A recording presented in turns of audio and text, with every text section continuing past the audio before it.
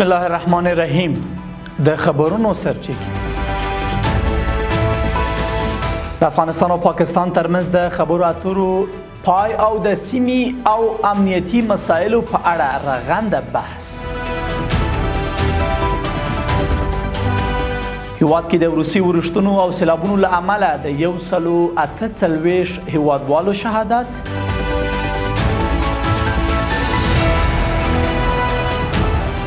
او امریکا د ناتو د وتلو په حالت کې.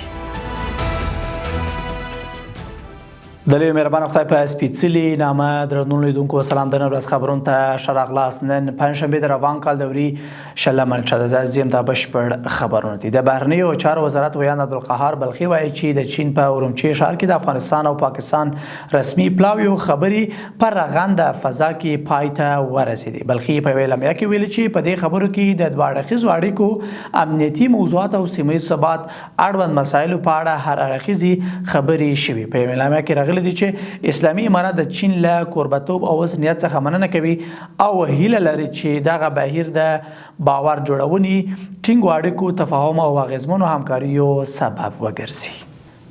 د اسلامي امارات مرستیال ویان الله حمدالله فطرت وایي چې د وري میاشتې له شپږمې نیټې څخه تر دا مهاله د هیواد په کچه د بارانونو، سیلابونو، زلزلو او د غرونو ښویېدو له امله 148 تنه هیوادوال شهیدان شوي، 214 تنه ټپیان دي او 8 تنه لا درکه شوي دي. د ښاغلي فطرت په وینا په ټول هیواد کې 1149 کورونه په بشپړه توګه، 15010 کورونه په نسبي ډول او 316 کیلومتره سړکونه ویجاړ شوي دي. د نوموړي په خبره سیلابونو په هیواد کې زرګونه جریبه ځمکه تخریب کړي او زرګونه ونې یې هم وړې دي. بلند خبر د سمنګان ولایت په ایباک ښار کې د صنعتي پارک لپاره 1500 جریبه ځمکه ځانګړې شوې ده. د کرنې او بولګولو او مالدارۍ وزارت اعلان کړی چې د اعلی قدر امیر المؤمنین حفظه الله د فرمان پر اساس د سمنګان په ایباک ښار کې 1500 جریبه ځمکه دغه وزارت څخه د کور او ښار جوړولو وزارت ته لیږدول شوې څو ورباندې صنعتي پارک جوړ شي.